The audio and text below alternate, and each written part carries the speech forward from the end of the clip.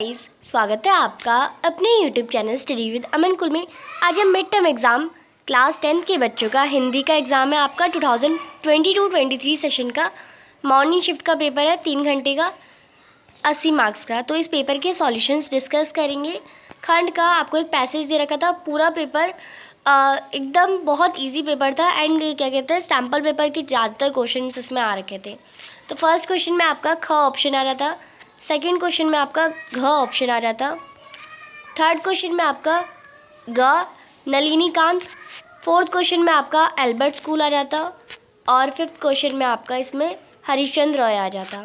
Next इसमें poem दे रखी थी, इस पोएम के आंसर हम देखते हैं। पोएम पूरी दे रखी थी आपको। फिर इसमें दे रखा है फर्स्ट क्वेश्चन, कवि किसके अनुरक्ति छोड़ने की बात कर रहे थे, तो भोग से। सेकंड में आपका वंदना क्या आ जाएगा। थर्ड आपका इसमें आ जाएगा कवि किससे भ्रष्ट ना होने की बात करें, लोभ में। फिर आपका फोर्थ में आपका ग ऑप्शन आ जाएगा। फिफ्थ में आपका माँ आ जाएगा, किसको ना भूलने की बात कर रहे हैं, माँ को ना भूलने की। अगर ये वाला नहीं करा तो आप ये कर सकते हैं, जिसने ये करा उसके भी सॉल्यूशन मैं आपको बताती हूँ। दूसरों की जय से पहले कवि किसकी जय पर बोल रहे, खुद की जय पे। नेक्स्ट कवि किससे बचे रहने की बात कर रहे हैं, झूठ से बचे रहने की बात कर रहे हैं। अपने दिल से किसको साफ रखने की बात कह रहा है, भेदभाव को साफ रखने की। किससे भूल होने पर भी उसे माफ़ करने की बात कह रहे हैं, दोस्तों से भूल होने पर भी माफ़ कर सके। फिर है कवि किसका दम भरने की बात कर रहे हैं, तो सच का दम भरे। नेक्स्ट है अब यहाँ पे व्याकरण के क्वेश्चन है, राधा घूमने गई और आम ले आई, ये संयुक्त वाक्य आपका। फिर मिक्स वाक्य बताना है। ये जो क्वेश्चंस हैं ये सारे सैम्पल पेपर के क्वेश्चन है। अगर आपने सैम्पल पेपर की वीडियो देखी होगी तो आपका पेपर बहुत ईजी गया होगा। मिक्स वाक्य में आपका जो व्यक्ति स्वावलंबी होते हैं वह, ये आधा अधूरा थोड़ा है। अगर हम ये वाला इसके ऊपर आश्रित है, अगर हम ये वाला सेंटेंस नहीं बोलेंगे तो ये अधूरा लगेगा, तो इसमें आपका ख ऑप्शन आ जाता। नेक्स्ट इस वाक्य का मिक्स वाक्य होगा तो आपका आप इसलिए बढ़ गए होंगे क्योंकि आपने कठिन काम किया। अब ये अगर आप बोलेंगे तो जब तक आप ये वाला सेंटेंस नहीं बोलेंगे तब तक ये पूरा नहीं होगा, तो इसमें आपका क ऑप्शन करेक्ट है। रेखांकित उपवाक्य का भेद बताइए, तो जब भी मैंने बताया था जिस वाक्य में की लग जाए तो वो संज्ञा आश्रित उपवाक्य होता है। अगर जो वगैरह लग जाए तो वो हमारा सर्वनाम विशेषण हो जाता है। नेक्स्ट मिक्स वाक्य इनमें से कौन सा है, तो उसने समझाया था परंतु मैंने नहीं समझा, तो ये इसमें आपका मिक्स वाक्य हो जाएगा। अब यहाँ पे वाच्य है, मैंने आम खाया, तो ये कर्तवाच्य हो जाएगा। उन्होंने सारे प्रश्न हल कर दिए, इसमें कर्म वाच्य देखना है तो कर्म वाच्य में द्वारा लगता है, और यहाँ पे सारे नहीं दे रखा बट इसमें सारे हैं, तो ये आपका ग ऑप्शन करेक्ट है। मैं हंस नहीं सकता, इसका भाववाच्य हो जाएगा, मुझसे हंसा नहीं जाता। फिर है क्योंकि ये वाला तो इसके सेम है तो ये तो नहीं होगा, ये भी नहीं होगा, ये भी नहीं होगा। फिर है कृतवाच्य वाला वाक्य छाटिए, तो इसमें क ऑप्शन आ जाएगा, सुमिता ने कविता पढ़ी। बाकी सब में आप देखिए द्वारा द्वारा द्वारा, सॉरी हाँ द्वारा द्वारा द्वारा है, यहाँ पे भी द्वारा है, तो इसमें आपका क ऑप्शन करेक्ट हो जाएगा। नेक्स्ट है, और द्वारा आपको पता है कर्मवाच्य में लगता है। भाववाच्य का उदाहरण आज घूमने चला जाए, ये एक भाव है ना, हमारा फीलिंग है। फिर है वह लोग कल शिमला जा रहे हैं, तो कल शिमला जा रहे हैं इसमें व्यक्तिवाचक संख्या है, एक वचन है, पुल्लिंग है, कर्म कारक है, क्योंकि कहाँ जा रहे हैं, शिमला जा रहे हैं, तो कर्म हो रहा है। अगर ये हमारा ये अगर दे रखा होता तो ये हमारा क्या करता है, पर कर्म कारक क्या है, जगह हमारी। रमा कलम से स्केच बनाती है, तो ये भी हमारा कर्म ही कारक है, तो इसमें आपका क ऑप्शन करेक्ट हो जाएगा। वह लोग आ गए, वह लोग यानी तीसरे अन्य पुरुष की बात हो रही है, तो अन्य पुरुष सर्वनाम है, पुरुषवाचक है, बहुवचन है, इसमें आपका घ ऑप्शन आ जाता। नेक्स्ट गंगा विश्व की सबसे पवित्र नदी है, तो इसमें गंगा व्यक्तिवाचक संख्या है, स्त्रीलिंग है और एक वचन है और कर्ता कारक है, तो इसमें आपका ग आ जाएगा। तुमने बहुत अच्छा बोला, तुमने एक वचन है, तो इसमें आपका सर्वनाम पुरुषवाचक एक वचन मध्य पुरुष कर्ता कारक का ऑप्शन आपका आ जाएगा। फिर है अलंकार, मधुबन की छाती को देखो सूखी कितनी इसकी कलियां, इसमें अलंकार हमारा श्लेष है। नेक्स्ट है सिर फट गया उसका वही मानो अरुण रंग का घड़ा, उत्प्रेक्षा अलंकार है यहाँ पे। देख लो साकेत नगरी है, वह यही वह स्वर्ग से मिली गगन में जा रही, अतिशयोक्ति अलंकार बढ़ा चढ़ा के बोला है। उषा सुनहरे तीर बरसती जय लक्ष्मी सी उदित, तो उषा को हमें लक्ष्मी सा दे रखा है, तो ये हमारा मानवीकरण अलंकार हो जाएगा। नेक्स्ट जहाँ एक शब्द से एक से अधिक की अर्थ निकले तो वो हमारा श्लेष अलंकार होता है। फिर पाठ्य पुस्तक के क्वेश्चन है, आपको इनके आंसर करना है। पहला आपका महीने भर में, दूसरे में आपका आ जाता है यहाँ पे मूर्ति के नीचे, तीसरे में आपका आ जाता है पान वाला, चौथे में आपका आ जाता है पान वाले से, पांचवें में आपका आ जाता है ग्राहक को। फिर आठवां क्वेश्चन है, आठवें क्वेश्चन में पहले का आ जाता है 60 के करीब थी और प्रभाती गाना उन्होंने कार्तिक मास के महीने में स्टार्ट किया था। 9वां प्रश्न हमें दे रखा है, इस पद्यांश को पढ़ना और क्वेश्चन के आंसर करना है।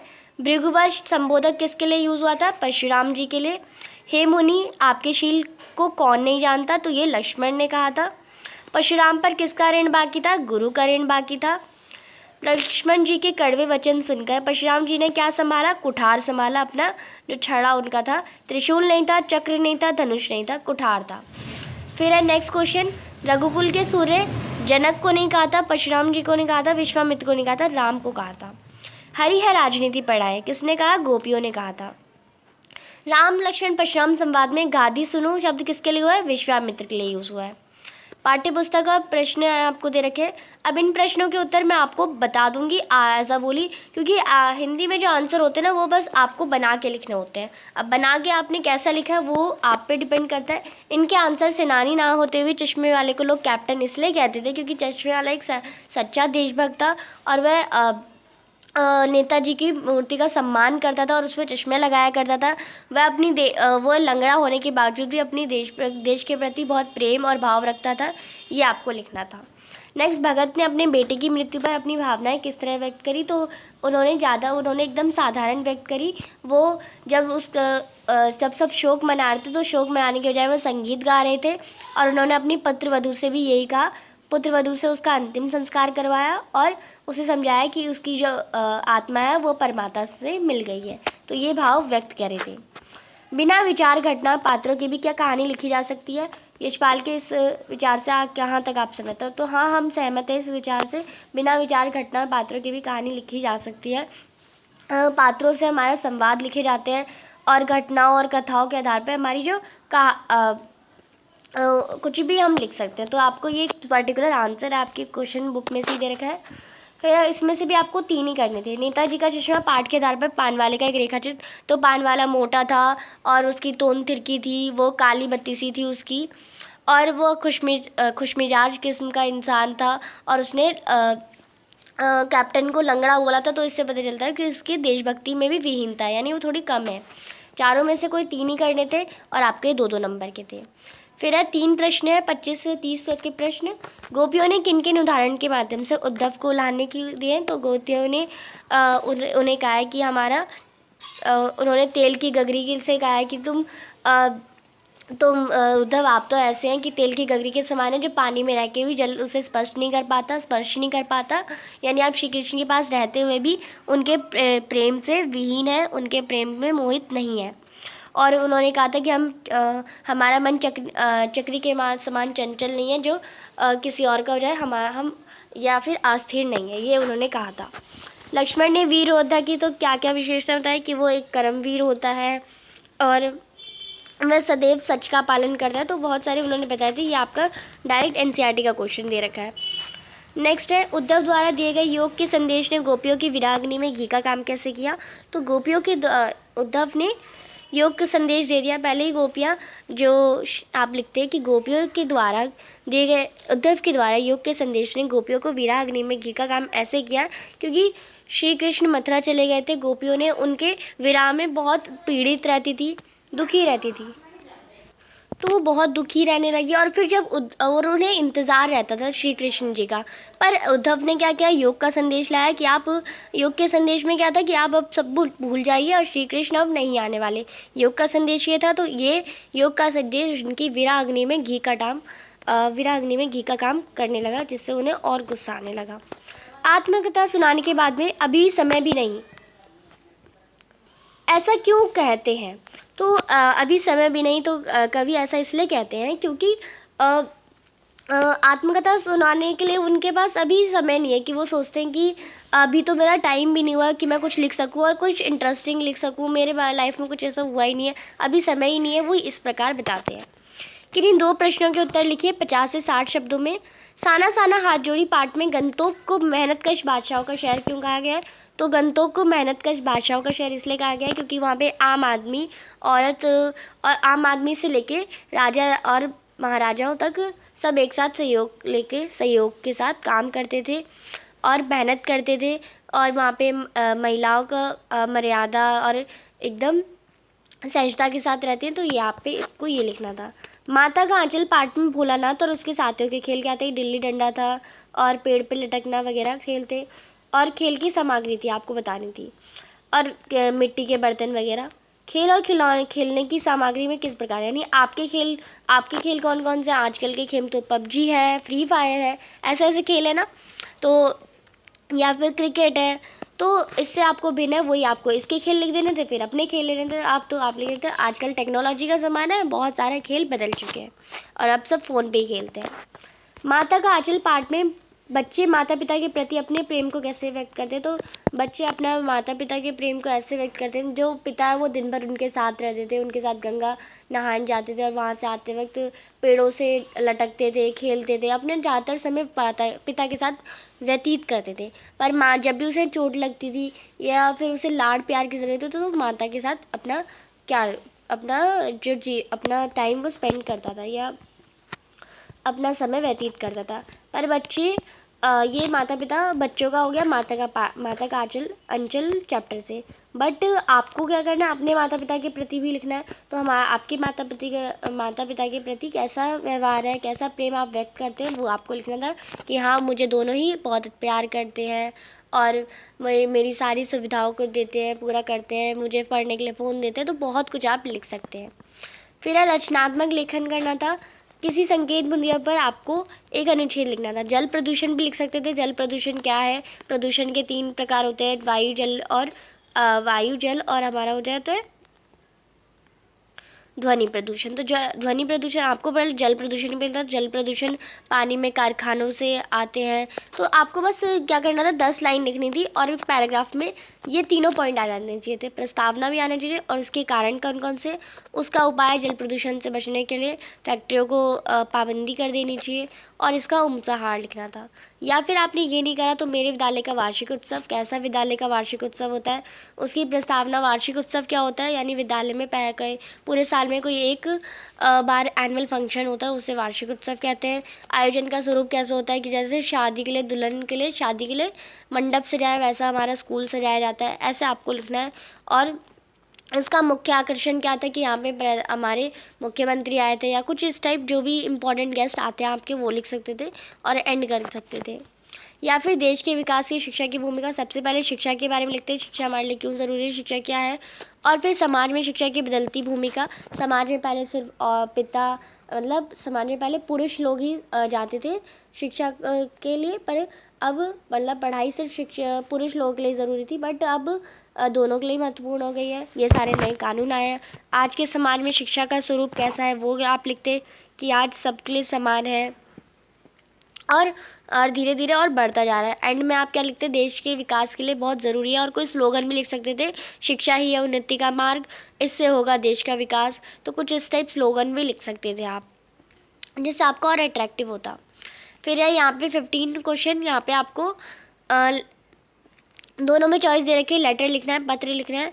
आपके क्षेत्र में सड़कों के टूटने से आपको हो रही असुविधा का वर्णन। तो सबसे पहले इसमें क्या करते हैं, सेवा में नगर निगम अधिकारी, दिल्ली नगर निगम, और फिर आपका यहाँ पे आ जाता एड्रेस और फिर आपका विषय आ जाता एंड फिर डेट पहले आता है, फिर विषय आ जाता है, फिर महोदय, और फिर आप लिख सकते हैं कि आपको मैं अपने मोहल्ले पे आपका ध्यान आकर्षित करना चाहती हूँ। यहाँ पे सड़कों से टूटने वाली प्रॉब्लम्स हो रही है और इससे क्या क्या असुविधा हो रही है, जैसे लाइक बच्चे स्कूल नहीं जा पा रहे हैं, लेट हो जाते हैं, गड्ढों में पैर चला जाता है, दुर्घटनाएं हो रही हैं। तो ये सारी प्रॉब्लम लिख देते हैं और इसका उचित सॉल्यूशन निकालें, उचित समाधान जल्द से जल्द हमें दें। आपकी अति कृपया होगी, धन्यवाद, ऐसे आपको लिखना था। अथवा में है, पानी के समुचित उपयोग करने की सलाह देते हैं भाई को पत्र। तो प्रिय भाई, उसके ऊपर आप एड्रेस लिख देते हैं, पहले एड्रेस फिर प्रिय भाई, उसका समुचित उपयोग, पानी हमारे लिए कितना ज़रूरी है और पानी नहीं होगा तो आगे क्या क्या होगा, और इसका सही से उपयोग करना है, उसकी सलाह देनी है आपको भाई में, और तुम्हारी बहन एंड में, और आप अपना नाम लिखते हैं। फिर है 16वां क्वेश्चन, दूर संचार कार्यालय में सहयोगी पद के आवेदन हेतु लगभग 80 शब्दों में स्वयं लिखें। तो दूर संचार कार्यालय सबसे पहले आप पूरा आवेदन पत्र लिखते, यानी आप लिखते दूर संचार कार्यालय और यहाँ पे उसका एड्रेस लिखते। फिर सेवा में सबसे पहले सेवा में दूर संचार कार्यालय सेवा और उसका एड्रेस लिखते, डेट मेंशन करते, और फिर उसका सब्जेक्ट विषय मेंशन करते। आप सहयोगी पद के कार्य सहयोगी पद के लिए आप यहाँ पे स्वयं लिख रहे हैं। एंड फिर पूरा आपको जो भी था डिस्क्रिप्शन 3 लाइन में लिखते हैं। फिर स्वयं अपना लिखते हैं, अपना नाम, अपना नाम, अपनी जो भी एज होती है, अपना बर्थ डेट और अपनी क्वालिफ़िकेशन सब अपना स्वयं में आपका जो जो आता है वो आप लिखेंगे। या फिर आपने वो नहीं करा तो आपको मोहल्ले में मच्छरों की समस्या का समाधान हेतु नगर निगम के अधिकारी को 80 शब्दों में ईमेल लिखना था। ईमेल कैसे लिखते? सबसे पहले अपना ईमेल लिख देते, जस्ट लाइक कुछ भी आपने AGA-gmail.com लिख लिया। और फिर आपको दूसरा ईमेल तो बताया नहीं गया था, तो आपको क्या लिखना था? XYZ@gmail.com ये लिखना था। उसके बाद इसके नीचे आपका आ जाता है CC आपको कुछ नहीं देना था, तो CC प्लस ब्लैंक छोड़ देते। फिर BCC एंड उसके फिर नीचे एक लाइन छोड़ के आपका विषय लिखना था। फिर महोदय लिखकर मच्छरों से होने वाली प्रॉब्लम्स आप बता देते और इसका सुझाव करने के लिए जल्दी करनी, एंड देन आप लास्ट में अपना नाम इसमें लिख देते। फिर यहाँ पे ये क्वेश्चन कंप्लीट होता है। नेक्स्ट क्वेश्चन दे रखा है आपको इसमें 17वां क्वेश्चन, अपनी कॉलोनी में होने वाली खेल प्रतियोगिता के आयोजन पर आपको 60 शब्दों में एक विज्ञापन लिखना है। तो विज्ञापन आप जस्ट लाइक ऐसे बना देते, खेल, यहाँ पे लिख देते खेल प्रतियोगिता। यहाँ पे एक बैट बना दिया, यहाँ बॉल बना दी, यहाँ पे कैरम बोर्ड बना दिया, एंड आप बहुत सारी चीज़ें बना सकते हैं, जस्ट लाइक एक हॉकी बना दी, हॉकी स्टिक। एंड यहाँ पे आप लिख देते हैं प्रतियोगिता, कौन कौन सी प्रतियोगिता होगी, दौड़ की, रस्सा कूद की, क्रिकेट की, और कैरम बोर्ड की, और यहाँ पे चेस की, शतरंज की। जितनी प्रतियोगिता लिखेंगे आप, जितने खेल के नाम पता है उतनी प्रतियोगिता आप लिख सकते थे। समय यहाँ नीचे लिख देते, समय समय हो जाएगा 2 तारीख से लेकर 5 तारीख को होगी, 3 बजे से 6 बजे तक, ऐसे टाइम लिख देते। और यहाँ पे आप लिख सकते थे फ्री दाखिला, यानी आप फ्री में एडमिशन ले सकते हैं, इसमें रजिस्टर कर सकते हैं। और खेल खेल खेल उचित ऑफर वगैरह ऐसे लिख सकते थे। मज़ेदार चीज़ें करनी है तो खेलो, ऐसे आप कर सकते थे। ये आपका हो जाता ये तो आपका हो जाता विज्ञापन। अगर आपने विज्ञापन नहीं किया तो छोटे भाई को आप सबसे पहले लिखते हैं शुभकामना संदेश। शुभकामना संदेश लिखने के बाद प्रिय भाई लिखते हैं, और उसके बाद उसको शुभकामना देते हैं। उसकी क्विज कंपटीशन में 3 लाइन में आप लिख देते, और फिर एंड में तुम्हारा कुशल मंगल और तुम्हारा भाई बहन और अपना नाम लिख देते आप। तो यहाँ पे ये कंप्लीट होता है आपका पेपर। आई होप आपका पेपर अच्छा गया होगा। चैनल को अभी तक सब्सक्राइब नहीं किया तो प्लीज़ चैनल को सब्सक्राइब ज़रूर करें, और टेलीग्राम ग्रुप ज़रूर ज्वाइन कर लें, जिससे आप अपनी क्लास के स्टूडेंट्स के साथ इंटरेक्ट हो सकते हैं। वीडियो अच्छी लगी तो इसे लाइक करिए। और आपका पेपर कैसा गया, अच्छा गया, बुरा गया? ऑफकोर्स मैं जानती हूँ 100% बच्चों का अच्छा ही गया होगा, बहुत सभी का अच्छा गया होगा, क्योंकि सैम्पल पेपर से ही क्वेश्चन था और सैम्पल पेपर की वीडियो सबने देखी थी। तो अगर कैसा भी गया अपने मार्क्स कैलकुलेट करके मुझे कमेंट सेक्शन में बताइए, और चैनल को सब्सक्राइब ज़रूर करिए। Thanks for watching you, bye bye guys.